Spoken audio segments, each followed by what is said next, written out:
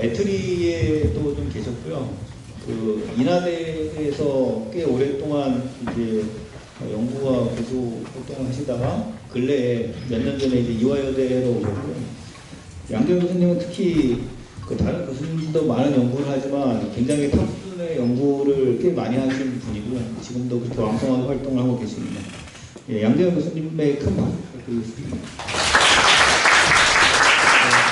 와주셔서 감사합니다. 초청해주셔서 감사하고요. 오늘 제가 30분 만에 그 알고리즘 하나를 이렇게 알고리즘 쪽을 하나 설명을 드리려고 해가지고 할 수 있을지 모르겠는데 한번 노력해 보겠습니다. 제목은 이렇게 써있는데 아마 이해가 잘 안 가실 거고요. 그 내용을 하나씩 설명드리겠습니다. 제가 오늘 다룰 내용은 그 카운팅 프로블럼이라고 해서 아까 여기 질문하셨는데 유 교수님이 되게 좋은 연구 많이 하셨는데 그쪽이 이제 주로 페일로드를 분석하는 그런 연구잖아요. 그래서 저는 이제 페일로드 안 보고 그냥 패킷만 보는 거예요. 페일로드를 안 보고 헤더만 보는 거죠. 그러니까 패킷의 메타 정보만 가지고 트래픽을 분석하는 거예요. 주로 수업은 당연히 이제 제일 큰 목적은 인트로전 디텍션 타겟으로 해서 패킷을 분석하는 건데 이제 이걸 트래픽 어널리시스라고 하고요. 이게 이제 암호화된 트래픽을 분석하는 데 쓰이고 뭐 여러 가지 굉장히 많이 쓰이고 있습니다. 거기에 이제 패킷을 뭐 하나씩 뜯어가지고 분석하고 이런 것들은 좀 기술적인 문제라서 좀 제외하고 우리가 여기서 다룰 수 있는 아주 재밌는 형태의 문제로 만들면 아주 추상화하는 거죠. 추상화를 아주 많이 하면 결국 이제 세는 문제로 바꿀 수 있거든요. 결국은. 그래서 문제 자체는 굉장히 쉬워요. 여러분 이해하기 쉬울 거고.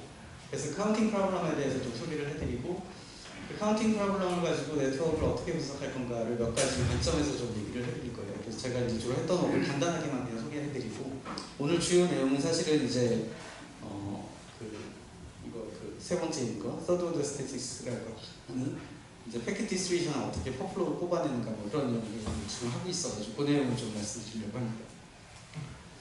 카운팅 프로블럼이 뭐냐? 일단 여러분한테 되게 쉬운데요, 문제는. 그림이 그렸어요. 그 여기 첫 번째 여기 보시면 그 셋이 하나, 둘, 세 개가 있잖아요. S1, S2, S3. 되게 쉬운데. 보면 첫 번째 셋은 A, B, B, C, D라는 엘리먼트가 있고 S2는 A, B, C, D, B, A, D 이렇게 쭉 있고요. 세 번째도 이렇게 있고 이 셋이 이렇게 세 개 있을 때 일단 그 첫 번째로 세는 관심 있는 문제는 어떤 게 있냐면 이 셋의 안에 이 셋별로 이 셋 안에 있는 이런 건 이제 멀티셋이라고 하거든요. 셋에는 보통은 엘리먼트가 중복으로 안 들어가잖아요. 근데 여기는 지금 중복이 있다는 게 좀 특이한 셋이죠. 이걸 멀티셋이라고 부르는데 그럼 멀티셋이 여러 개 주어져 있는데 그 멀티셋에서 엘리먼트를 하나 딱 찍으면서 그게 그 셋에 몇 개 들어있어? 라고 물어봤을 때 대답을 하는 문제예요. 그럼 제가 여기서 S1이라는 셋에서 B가 몇 개 들어있니? 라고 물어보면 뭐라고 대답할래요? S1에서 B? 네, 2개죠. 네, 쉽죠? 그럼 S2에서 B는 몇 개 있어요? 네, 4개 있네요. 그렇죠? 그 문제가 쉽죠? 그 문제는. 그래서 이런 문제가 하나 있고요. 이건 이제 멀티플리시티 카운팅이라고 해요. 멀티셋에서 엘리먼트를 카운팅하는 문제. 그리고 또 다른 카운팅 문제가 하나 있는데 이건 스프레드 에스티메이션이라고 부르기도 하는데 이번에는 멀티셋이 아니고 그냥 일반적으로 여러분이 아닌 그냥 집합 셋이에요. 여기는 중복이 허용이 안 되겠죠, 당연히. 그 셋이 하나 주어지면 아니 멀티셋이 주어졌을 때도 그냥 셋의 카디널리티를 물어보는 거죠. 셋의 크기. 그럼 셋의 크기라고 하면 뭐냐면 그 셋의 중복을 다 제거했을 때 남은 엘리먼트의 개수를 말하는 거예요. 그러면 예를 들어서 여기 첫 번째 예로 들어준 A, B, C, D라는 셋은 중복이 없으니까 되게 쉽죠. 이 셋의 카디널리티가 몇이에요? 셋의 크기가 A, B, C, D니까 5죠. 쉽게.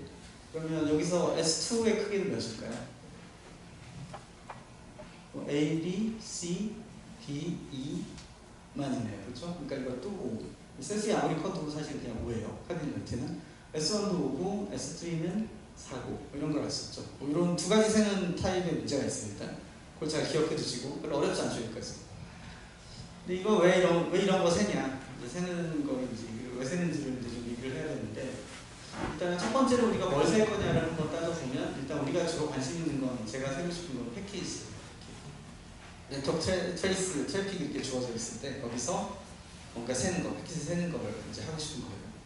또 두 번째로는 이제 데이터를 분석할 때 뭐 웹사이트에 있는 단어들 수를 센다거나 SNS, 뭐 트위터나 이런 데서 SNS 떠돌아다니는 단어의 수를 센다든가 뭐 이런 거를 되게 하고 싶은 거예요. 왜 하고 싶겠어요, 당연히.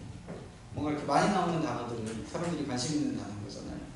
그리고 예를 들어서 넷플릭스에서 영화가 클릭이 되게 많이 되면 사람들이 굉장히 많이 보는 영화니까 그것도 결국은 다 세는 문제라고 돼요. 그래서 되게 재밌게도 이 세는 문제 쪽으로 가보면 이런 분포를 그려볼 수가 있는데 재밌게도 넷플릭스를 한번 떠올려 보시면 사람들이 굉장히 많이 보는 영화의 수를 한번 생각해 보시고요.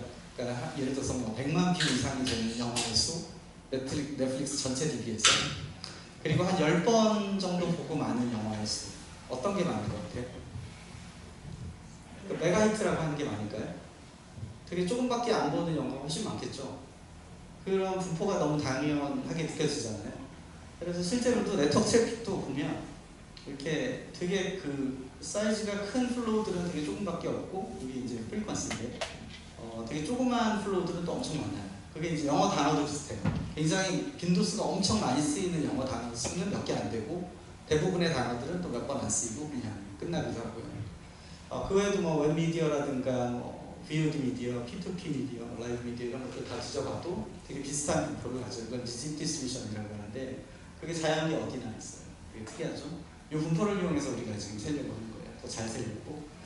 세서 뭐 할 거냐? 이제 주로는 이제 네트워크 유저 쪽에서 어디팅이나 빌링 할 때 쓸 수도 있고, 뭐 트렌드 애널리시스 할 수도 있고, 서치 랭킹 매기는 데도 쓸 수 있고, 여러 가지 빅데이터 애널리시스 하는 데 쓸 수 있고, 이제 우리가 주로 관심 있는 건 주로 이제 인트로전 디텍션 쪽에 관심이 있습니다. 현재는. 그래서 첫 번째 세는 문제를, 아까 세는 문제에 대해서 이제 소개를 드렸으니까 여러분한테 이제 문제를 내면, 이게 이제 First order, second order, third order statistics라는 제목으로 이제 하나씩 설명을 드릴 텐데요. 처음 제일 쉬운 건 First order statistics인데, 여기 보시면 이거 패키지라고 생각하시고요. 이 컬러는 소스 IP라고 생각해 보세요. 그냥 쉽게. 요거는 First order statistics는 multiplicity counting 문제에서 아까 그 엘리먼트 카운팅 하는 거 있잖아요. 그래서 여기 몇 개냐를 물어보면, 이거 그냥 하나, 둘, 셋, 넷 해서 이거 전체 다 세시면 돼요. 이게 45개. 이거 세기 위해서는 여러분이 프로그래밍 한다라고 하면 변수가 몇 개나 필요해요? 카운트 하나만 있으면 되죠. 카운트 하나만 있으면 요 패킷 올 때마다 그냥 하나씩 증가시키면 되니까. 그렇죠? 이걸 이제 first order multiplicity counting이라고 부르고요. second order statistics 가면 좀 더 복잡해요. 세는 건 다 똑같은데 여기서는 이제 이 소스 IP가 다 다르다고 그랬잖아요. 색깔별로. 그럼 이 색깔별로 다 세고 싶은 거예요.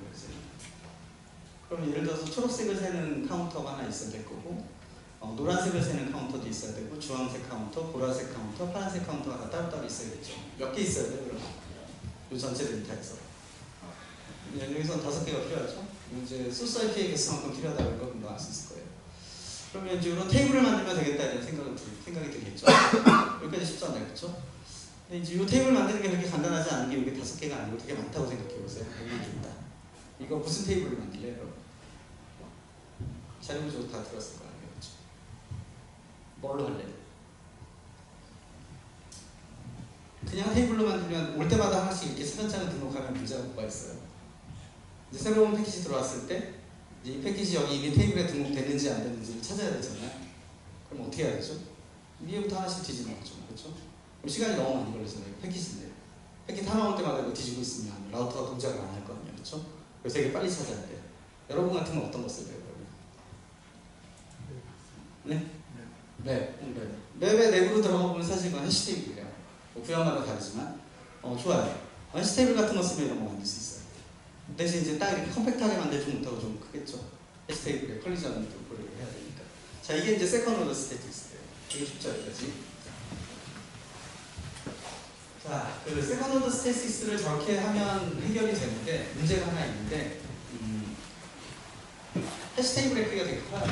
왜 그러냐면 아까 그 해시 테이블의 엘리먼트 수가 몇 개 있어야 되냐, 몇 개 들어갈 거냐면 소스 IP의 개수만큼 들어갔다고 그랬는데, 제가 이제 실험으로 쓰는 데이터셋에서 보통 이제 그 실제 트레이스를, 네트워크 트레이스를 가져다 쓰거든요. 한 5초 정도면 한 15만 개 정도 플로우가 있어요. 15만 개. 그럼 해시 테이블은 적어도 15만 개 있어야 되고, 당연히 15만 개까지는 안 되고 한 30만 개 있어야 되거든요. 빈칸이 좀 있어야 돼서. 그럼 30만 개 있어야 되고, 이제 재수 없으면 또 무슨 일이 벌어져요? 해시 테이블을 집어넣었는데 그 자리를 또 딴 애가 또 들어가고 싶어 하죠. 이제 이걸 컬리전이라고 하고, 해시 컬리전이 발생해서 그것도 해결을 하려면 운이 없으면 그게 한 번에 안 되고 여러 번가 될 수도 있어요. 그럼 이제 이게 언제 끝날지 모르는 거죠. 패키지 하나 왔는데 언제 끝날지 모르면 안 돼요, 기본적으로. 그냥 디터미니스틱한 타임에 딱 끝나야 돼요. 개런티 해줘야 되거든요. 그러니까 안 되는 거죠. 그래서 저런 어프로치가 되게 쉽게 생각할 수 있는 어프로치이긴 한데, 이제 해결이 안 된다. 그래서 라우터 안에서 못 돌린다. 이제 제가 지금 하고 싶은 걸 라우터 안에서 돌아가는 알고리즘 만드는 거니까요. 그러면 어떻게 할 거냐라고 생각을 해보면 이제 이게 2004년에 나온 논문이거든요. 되게 유명한 논문이에요. 굉장히 많이 쓰이고 있고 아주 간단한 알고리즘이라서 설명을 해볼게요. 되게 쉬워요. 카운팅 스케치라고 부르는데 여기 보시면 배열이 하나, 둘, 셋, 네 개 있죠. 그냥 배열이라고 생각하시면 돼요.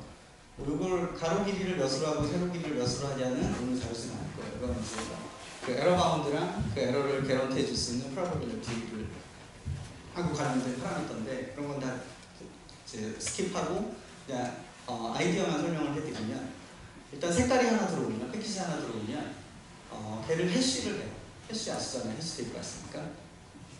해시를 하면 이 첫 번째 로에 대해서 해시를 하고요. 두 번째 로에 대해서 해시, 세 번째, 네 번째 로에 대해서 해시를 각각 다 따로따로 해요. 그 네 개의 해시 함수는 인디펜던트한 해시 함수라서 다 다른 데로 가요. 그러니까 랜덤한 값이라고 생각하시면 돼요. 똑같은 입력이 들어오면 항상 똑같은 아웃 출력을 내는 디터미니스틱 랜덤한 그런 함수다. 그래서 예를 들어서 빨간색이 들어왔다라고 하면 첫 번째 로에 해시 1이니까 이 자리에다가 이제 이 자리가 자기의 카운터가 될 거고요. 고기를 하나 증가시킬 거예요. 패키지 하나 왔으니까. 근데 그거 한 번만 하는 게 아니라 해시 테이블처럼 그거를 이 2개의 로, 이 경우 4개의 로에 대해서 다 그 일을 반복해요. 그럼 이제 하나의 패키지 들어와도 자기가 세는 카운터는 하나, 둘, 셋, 4개가 되겠죠. 그러니까 하나의 패키지 들어왔을 때 카운터 4개를 증가시키는 거예요. 똑같이 다 모이. 이렇게 패키지 올 때마다 일을 그냥 반복하는 거예요. 그러면 예를 들어서 빨간색 패키지 몇 개냐라고 물어봤을 때 우리가 그게 관심 있는 거잖아요 지금. 그럼 어딜 뒤져야 돼요? 이 빨간색 패키지를 일단은 첫 번째 해시 함수로 해시를 한 다음에 첫 번째 로에 어디 있는가를 찾겠죠. 거기 있는 값을 읽으면 돼요. 그렇죠? 거기 있는 값이 아마 내가 증가시킨 거니까 그만큼 들어왔겠지라고 생각할 수 있고요. 근데 당연히 이제 두 번째, 세 번째, 네 번째에 대해서도 똑같은 일을 하면 지금 이 패키지 몇 번 들어왔는지를 알 수 있는 정보가 4가지가 있는 거예요. 그렇죠? 근데 이게 운 좋게 다 똑같으면 참 좋은데 어떤 경우는 다를 때가 있어. 왜 그래요?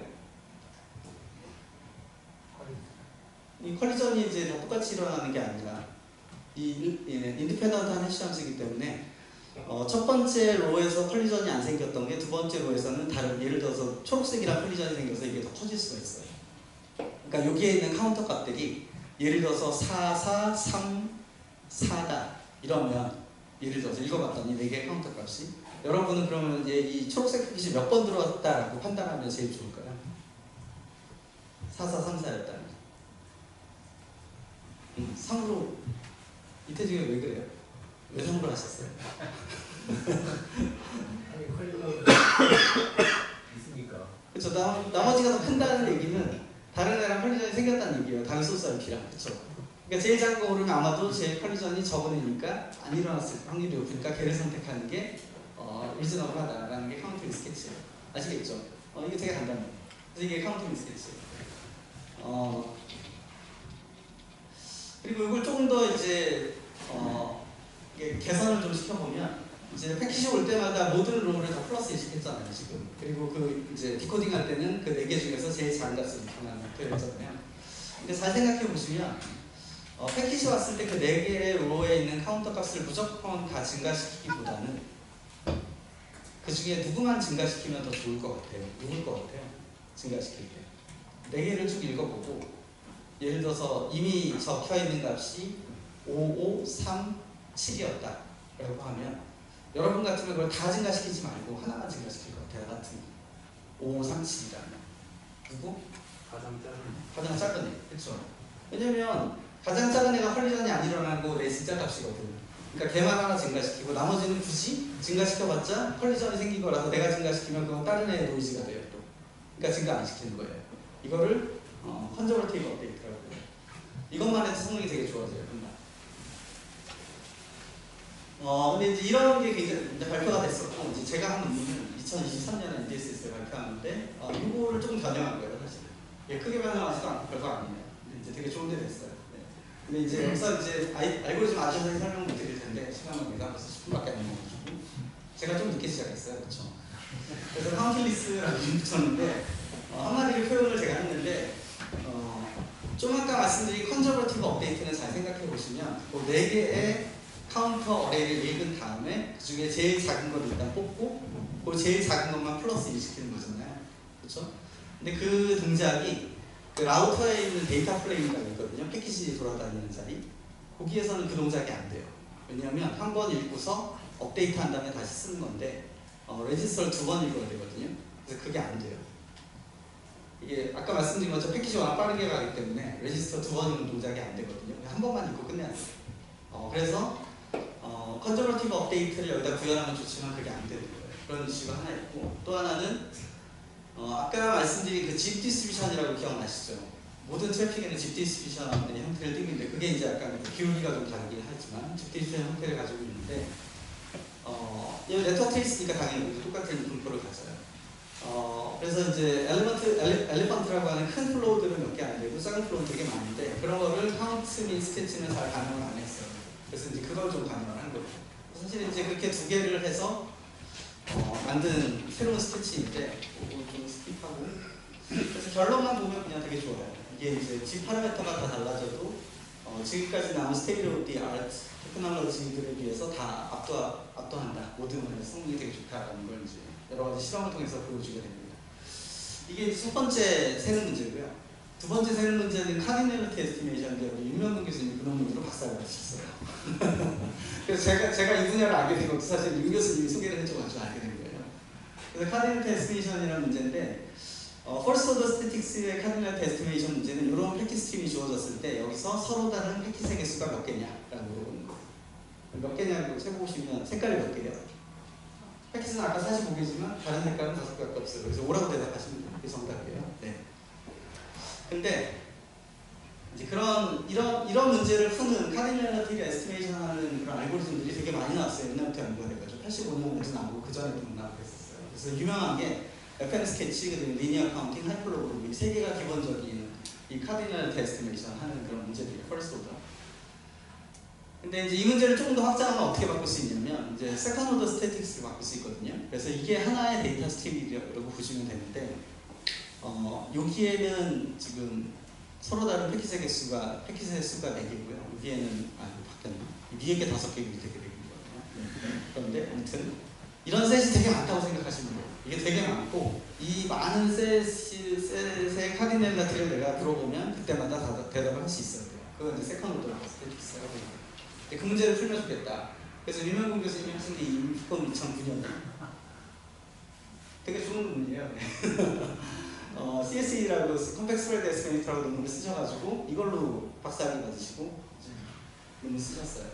근데 이게 디자인 스페이스를 잘 그려보면 아무튼 좀 아까 말씀드린 그런 카디널리티 문제, 그러니까 싱글셋의 카디널리티를 푸는 문제들이 프리미티브가 한 3개가 있어요. 지금 뭐냐면 LC하고 리니어 카운팅이랑 하이퍼로글로그랑 또 하나가 FM 스케치인데 이거 사실 하이퍼로글로그에 들어가기 때문에 2개를 볼 수 있는데 이 2개를 이제 멀티셋 버전으로 바꾼 게 사실은 CSE가 리니어 카운터를 그 멀티셋 버전으로 바꾼 게 윤명근 교수님이 하신 거고 그다음에 HL을 멀티셋 버전으로 바꿀 수 있겠네라고 당연히 생각을 할 거 아니에요. 그걸 또 당연히 이제 저도 생각을 하고 이제 풀려고 했는데 좀 게으르다 보니까 좀 안 하고 있었더니 어떤 사람이 2015년에 썼더라고요. 저 그룹에서. 근데 저기서 노이즈 제거하는 방법은 윤 교수님이 하는 노이즈 제거 방법하고 완전히 똑같아요. 새롭진 않아요. 그래서 저희가 한 건 좀 새로운 노이즈 제거 방법을 선택해서 훨씬 더 잘했죠. 그거보다는 이제 하이퍼로글로그 기반으로 이제 노이즈를 제거하는 방법을 제시한 거예요. 이제 랭크 리커버리라고 해서 이제 이거 이제 상대방 기술은 VHL이라고 부르는 노이즈 에스티메이션 방법인데 그쪽 기술은 스프레드 사이즈에 상관없이, 그러니까 셋의 크기에 상관없이 싱글 노이즈를 하나 선택을 해서 그냥 그만큼만 딱 빼요. 그러다 보니까 굉장히 큰 스프레드에 대해서는 사실은 실제 노이즈에 대해서는 굉장히 조금밖에 에스티메이션을 안 해서 조금밖에 못 빼거든요. 그래서 오버 에스티메이션 될 수밖에 없어요. 딱 보면. 근데 이제 실제로 이제 데이터셋에서는 그렇게 안 보여줬는데 전원론에서는 우리가 실험해 보니까 그게 되게 잘 보이더라고요.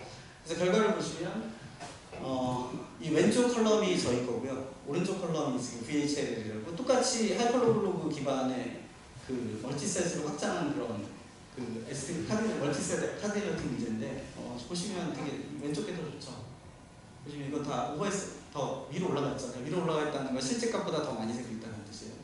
그래서 좀 잘 안 생겨 있잖아요. 이거는 이제 어택 시나리오의 경우고 노멀 시나리오의 경우도 저희 건 바이어스 없이 굉장히 잘 세고 있는데 이쪽은 이제 잘 못 세고 있죠. 메모리도 되게 조금밖에 안 써요. 오메가 비트예요.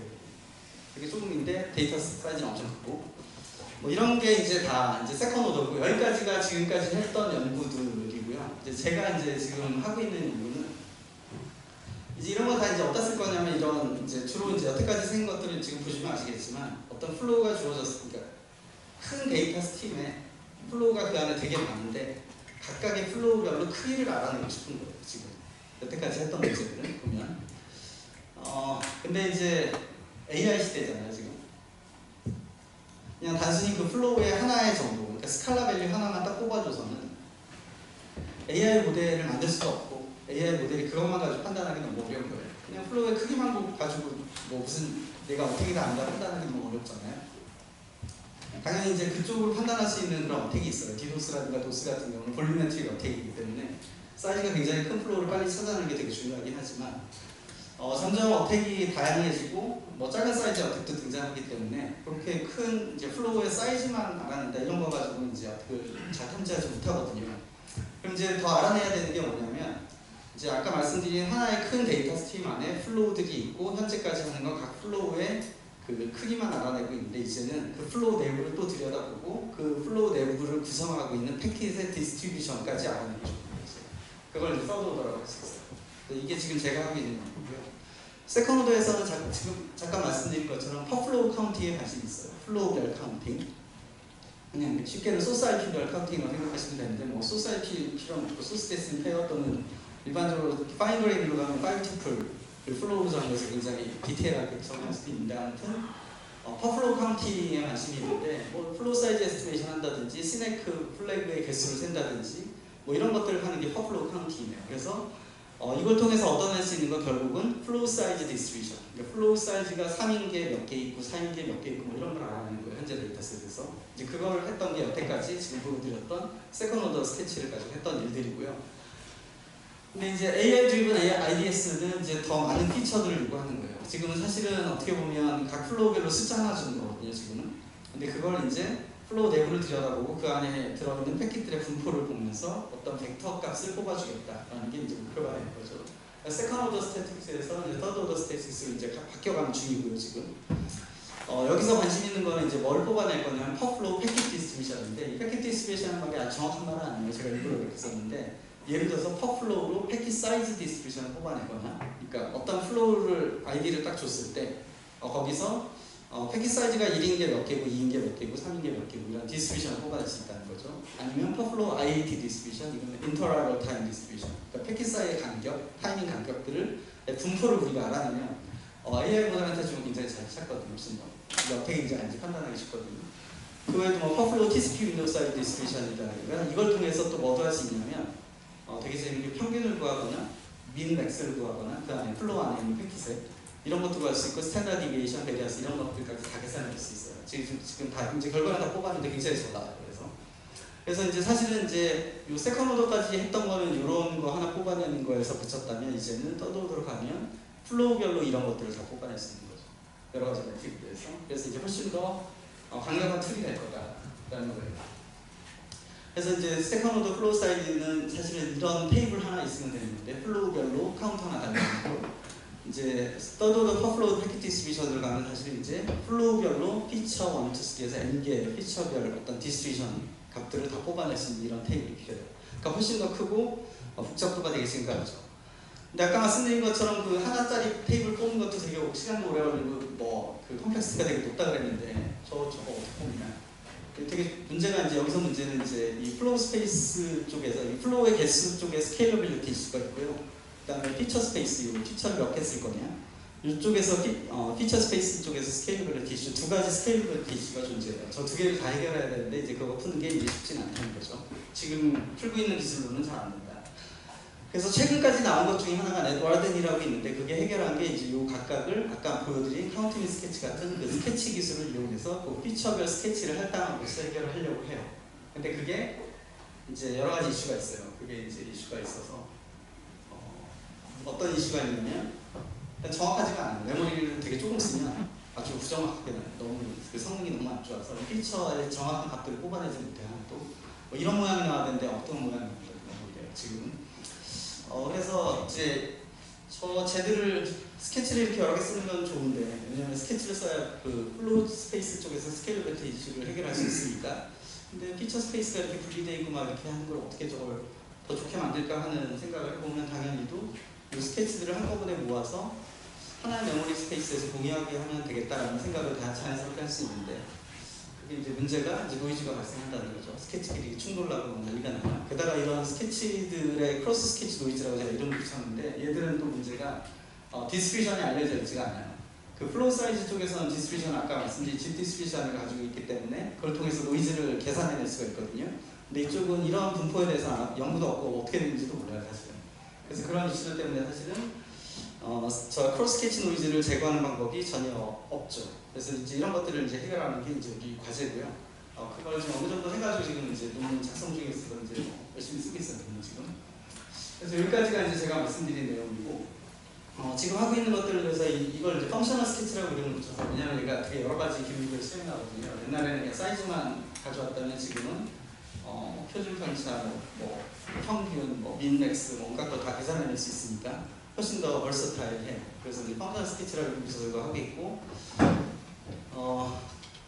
스케치가 본질적으로 노이즈를 포함하고 있기 때문에 그게 DP하고 관련이 있어요. 제가 이제 몇 년 전부터 이 생각을 하고 있었는데, Differential Privacy라고 혹시 관심 있는 분이 있을지 모르겠는데, Differential Privacy하고 관련이 되게 밀접하게 있어요. 있다는 걸 제가 직관적으로 알고 있었는데, 좀 게을러서 못하고 있었는데 어떤 사람이 벌써 또 썼더라고요.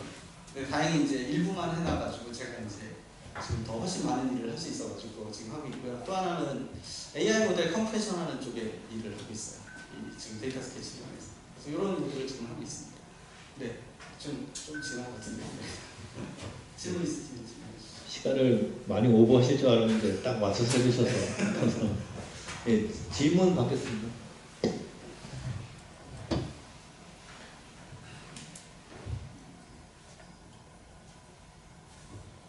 그리고 두 번째 그 퍼플로우로 다양한 피처들 네. 꼭 하시잖아요. 네. 이게 보통 트레인이라는 기간 동안 저걸 만들어 놓고 그다음에 테스트 페이스 때 누가 들어오면 얘가 기존에 우리가 봤던 어떤 뭐 플로우 양상이나 비슷하다, 다르다 뭐 이런 쪽으로 이상 판지를 많이 하는데 이것도 이제 그게 관련이 되나요? 그렇죠. 네. 그러니까 그 배경 설명을 제가 못 드렸는데 시간이 없어서 좋은 질문인데, 그러니까 이 역을 왜 하냐면 그 아까 저기 질문하신 것처럼 암호화돼 있으면 뭘 보냐 이제 이 질문 하셨잖아요. 근데 이게 그거예요. 그러니까 암호화돼 있는 데서 이런 피처를 꼽고 싶은데, 그 CIC 플로우 미터라고 있어요. CIC 플로우 미터라고 유틸리티가 있는데 아마 써보셨을 텐데, 거기에서 IDS를 하기 위해서 패킷에서 뽑아내는 피처들이 한 300여 개가 돼요. 그게 다 여기서 나와요. 그럼 결국은 이제 CIC 플로우 미터에서 네트워크 트레이스로부터 뽑을 수 있는 피처들을 이렇게 정의해 놓고, 연구의 주안점은 여태까지는 주로 뭐에 있냐면, 그럼 그런 피처들 중에 어떤 걸 뽑아가지고 AI 모델을 어떻게 만들었더니 인트루전 디텍션이 되게 잘 되더라, 이런 연구가 되게 많아요. 대부분이에요. 근데 저는 이쪽은 별로 관심이 없고, 근데 그거 하려면 실시간으로 이거 누가 뽑아줘야 되는데 그건 누가 하냐고요. 그러니까 아무도 안 한다는 거지 지금. 이제 그걸 이제 저희가 하는 거죠. 그게 되게 어려워요. 왜냐면 아까 말씀드린 것처럼 리소스가 굉장히 리미테이션이 많고, 거기서 이런 복잡한 걸 막 뽑아내야 되기 때문에 정확하게 굉장히 어려운 기술인 거죠. 그래서 이제 그걸 저희가 관심을 가지고 어떻게 보면 AI의 인프라 스트럭처로서 이런 기술을 이제 제공하는 거죠. 그 말씀드리는 거예요. CIC 프로미터의 스트리밍 알고리즘 버전을 만드신 그런 거죠. 네, 맞아요. 어프라시메이트 스트리밍 버전을 만든 거예요. 좋은 연구인데.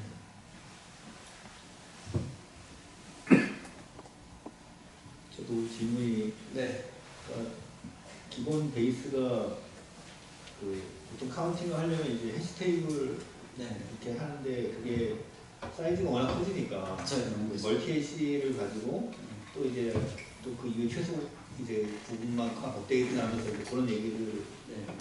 초반에 많이 하셨는데, 그 이 멀티 해시를 쓰면서 그 이 해시 크기를 줄일 수 있는 관계가 왜 그러냐면 좋은 어느 질문인데, 정도의 관계가 되는지. 그게 왜, 그러니까 똑같이 해시 쓰는 거고 얘는 얘도 카운터인데 해시 테이블도 왜 줄어드냐, 왜 이렇게 많이 줄 수 있냐에 대해서 질문을 하신 건데요. 해시 테이블의 이젝트 카운팅이라고 하고요. 플로우가 주어지면 정확하게 세요. 일도 안 틀리고 정확하게 세는 거고, 지금 좀 아까 보여드린 그런 어프로치에서는 다 대충 세는 거예요. 어프락시미 카운팅이에요. 그러니까 좀 틀려요, 약간씩. 이 틀리는 비중이 지금 우리가 목표로 하는 건 보통은 스탠다드 에러라고 하는데 스탠다드 에러 한 1% 미만에서 지금 틀리는 정도. 대신 리소스는 거의 수십 배, 수백 배를 줄이는 거죠. 원래 해시태그를 써야 되는 거에 비해서. 좀 더 직관적으로 설명드리면 해시테이블이 키 대 밸류를 하잖아요. 키에 해당하는 부분을 저장하지 않고 밸류들만 어프락시마트하게 저장해놓고 마지막에 이제 에스티메이션을 해서 키가 저장되는 스페이스가 없어지는 거죠. 없어지고 충돌을 허용해서 약간 에러가 인트로듀스 되긴 하지만 크게 틀리지 않은 정도로 이제 정확도를 제공하는 거죠. 제가 작년에 이제 플로우를 가지고 플로우를 병합시키려고 이렇게 하다 보니까 이게 플로우를 병합시키려면 연산량이 자꾸 생각이 되는데 n 제곱 돼 버리니까 이건 거의 프리프로세싱 하다가 날새는 그렇죠. 이 구성상이더라고요. 네. 그래서 n 로그 n 정도 되니까 이제 그나마 조금 되는데 그래도 로그 개수가 되게 네트워크 데이터를 꽤 많지 않나요? 많죠. 플로우가 더 엄청 크죠. 그렇기 때문에 7,000만 건을 돌리면은 이게 일단 연산량이 장난 아니어가지고 비용을 감당 못하겠다. 맞습니다. 네. 이거는 컴플렉시티가 어느 정도 됐나요? 이건 컨스탄트예요. 그렇습니다. 네, 컨스탄트예요. 그러니까 지금 목표로 하는 게 이걸 이런 알고리즘을 어디에 쓸 거냐면 지금 저희 연구실에 이런 알고리즘 라우터 안에 넣을 거예요. 라우터 안에. 라우터의 컨트롤 플레인 말고 데이터 플레인이라고 패키지가 되게 빨리 가는 하드웨어 레벨이 있거든요. 거기에 넣는 알고리즘이에요.